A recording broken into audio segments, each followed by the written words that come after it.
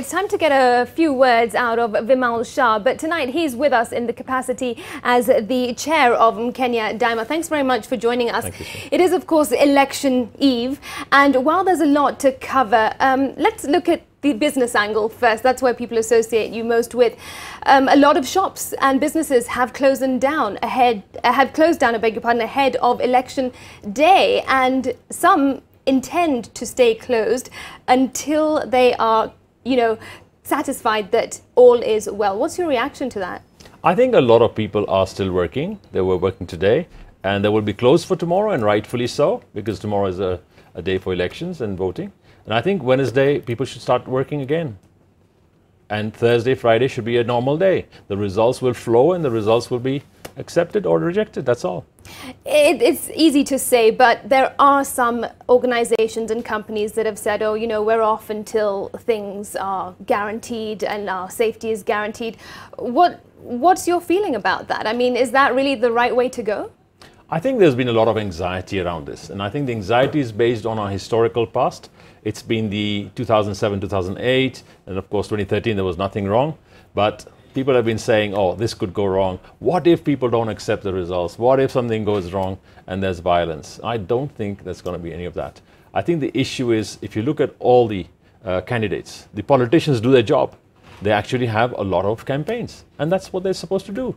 Nothing wrong with that. But then the last 2 days, if you've seen the cooling off, people are more relaxed, right? So why is the anxiety for the business people or for anybody who's trading?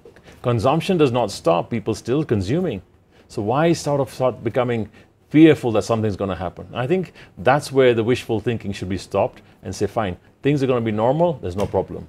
The processes that are being used by IEBC, they've been checked out so many times. This time around, in fact, I would say they have done a good job of communicating everything. Communication over communication has been good. I think the key issue is we need to trust the processes. We need to ensure that things work well. And I think they must be left to be independent. The judiciary must be left to be independent. None of the candidates and none of the parties should look at that and say, fine. And if something goes wrong, the judiciary has said, we're here 24 hours, right, even day and night. Sunday they were working, imagine. So they're going to be there full time. I think the police and the security forces need to do their job too, because we don't want any form of crime or any form of, deterrence. They're going to do their job, and why fear them? And what impact do you think that this particular election has had on the economy over the last few months? I'd say this $1 billion having been spent on an election is just too much for us. It's not going to be a major impact on the economy, but the point is, if that money was put into a better project and better projects for the people, we could have done so much more with it. We're just looking for a CEO for a country. We're looking for a CEO for a county. We're looking for MPs and women's reps and MCAs and senators. It's not a big deal, but we made it such a big deal that every 5 years we have this slowdown and people start slowing down. Consumption has not stopped down, has not slowed down. I think the construction industry has seen a slowdown because people put off to say, let's do it after elections. Now, how long are you going to delay for after elections? After elections, people are going to say, let's look at who comes in. It doesn't matter. If you look at all the manifestos of all the parties, their manifestos are all pro-business. They're all pro-creating jobs. They're all creating employment, right? They all want the GDP to grow. The population is not going down. So really, the manifestos are saying.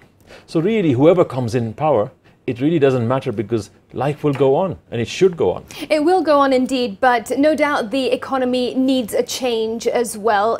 What, in your view, needs to be injected into the economy by the next government, whoever it may be?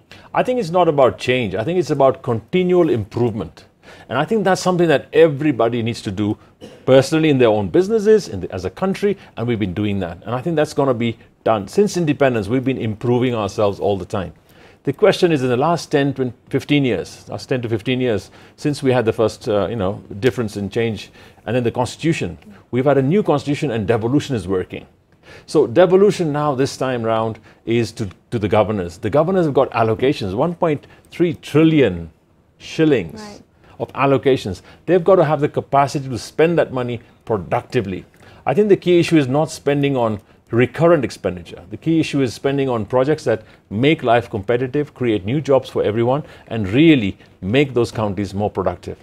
Our production per GDP per person is low right now. We need to improve that a lot. And that's where we will really get good progress. The budgets are being given. The budgets are being allocated. Capacity to use them has to be brought in.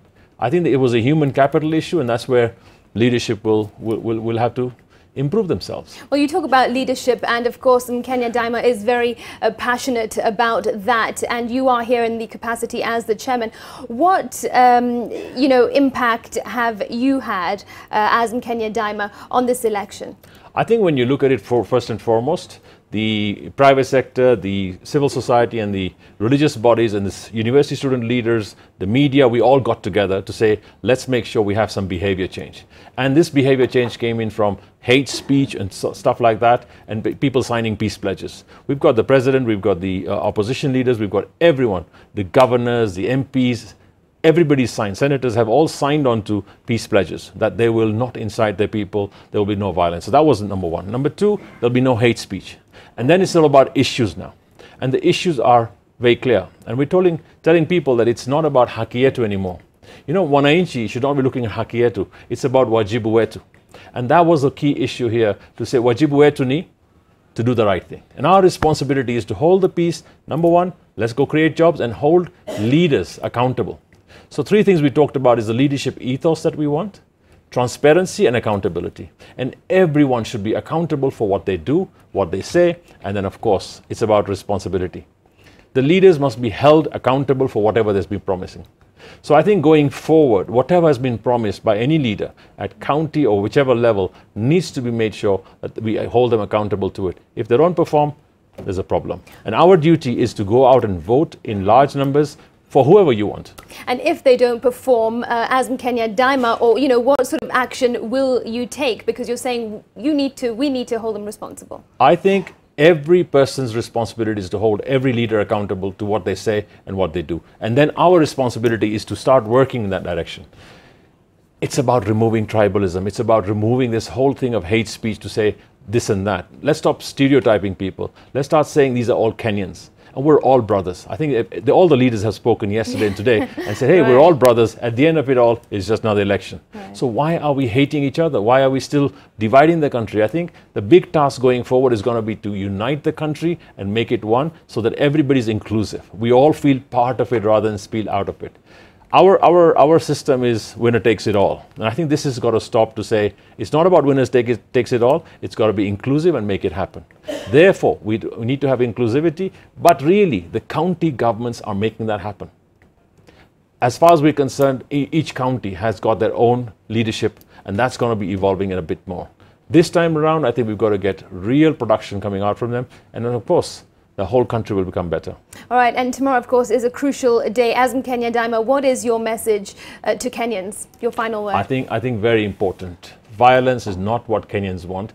Kenyans are peace-loving by nature. Let's live up to that standard. Let's make sure that every one of us make this the best election ever. It should be an anti-climax from whatever everybody else is expecting. We've got so many observers. Let's show them that we have matured as a democracy and really we are going to be non-violent. All right, Vimal Shah, thank you very much for sharing your insights with us tonight. Thank you. Thank you.